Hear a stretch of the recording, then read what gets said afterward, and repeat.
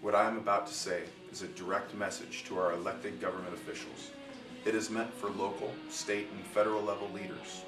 Because I myself currently live in Southern California, I particularly want the California government to heed what we are saying. The American people are awake and observing the problems throughout your ranks. We, the people, know the government is broken. We also know that a career politician will not get us out of this mess. It'll be a lot of ordinary people putting aside politics for common sense. We consider it fact that you are only in touch with what gets you reelected and do not actually care about anything else. We will give you the benefit of the doubt that when you went into public service, you had good intentions. Our best guess is that you found out that the process, much like the government, has gotten too big to get anything accomplished. You got used to the money thrown around by special interest groups, and you will do anything and say anything to keep that money coming. In your efforts to get reelected, you made promises to supposedly make our lives easier, but just made. The common sense fix to this comes in two parts. The first is the people overseeing the government. If you choose to seek an elected office, we believe that you should be looked at under a microscope. Not for what you have done in the past, but what you are doing while in office. Your voting record should be easily accessed by your constituents. We should know about every organization that you are affiliated with, so we can know the people you surround yourself with. If we were to hire an employee to take a policy-making position in our own company, we would want to know these things. It would make sense that we know these things about the people we hire into government. We should also be made aware of any gifts given to you or the organizations you are affiliated with from special interest groups. If we find you have lied about any of these items, then you were hired under false pretenses. This could be grounds for termination. If you think that this is too much scrutiny, then you probably do not have our best interests at heart. Therefore, we do not want you to represent us.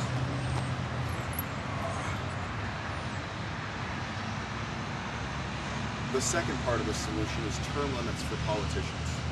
8 years should be the maximum amount of time for any politician, Senate, Congress, or any other, to serve the American people. Remember, it is supposed to be a privilege to temporarily serve the American people.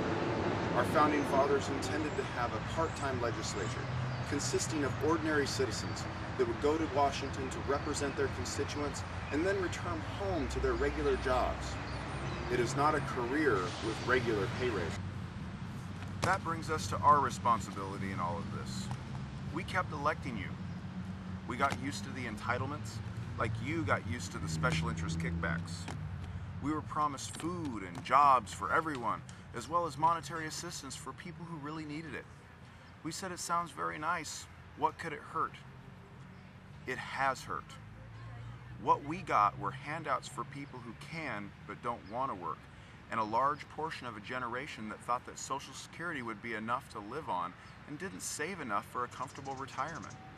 The America that we want to live in wants a job that provides us with an opportunity to provide those things for ourselves. We believe that when politicians promised a chicken in every pot and a car in every garage, the people who voted for them thought they would have the opportunity to get it, not a right to a handout. Long ago, we were taught that we would be rewarded for hard work. Nobody ever told us that we would be rewarded no matter what. This is what we, the American people, want. We want a smaller, more fiscally responsible government. Not a government that says they're more fiscally responsible, but one that really does something about it. Rather than fixing healthcare, fixing the banks, or telling us what kind of car to drive, work on fixing government. It is broken. Then we, the American people, can decide what else needs to be fixed. We will fix it. We'll fix it by boycotting the private businesses that do not work for us and supporting the ones that do.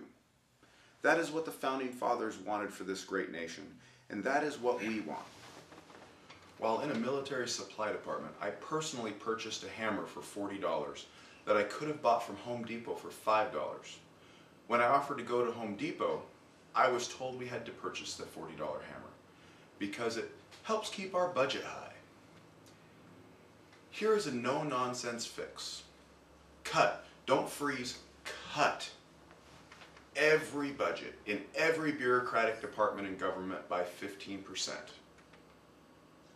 No, that is not teachers, firefighters, or policemen. However, it should include the offices of mayors, governors, senators, Congress, the president, as well as his cabinet and czars. That should go for payroll as well. Oh my gosh, 15% pay cut? That's so scary. Well, how will those people feel when 15% of them have to be laid off due to government cuts because the American people will not take another tax hike?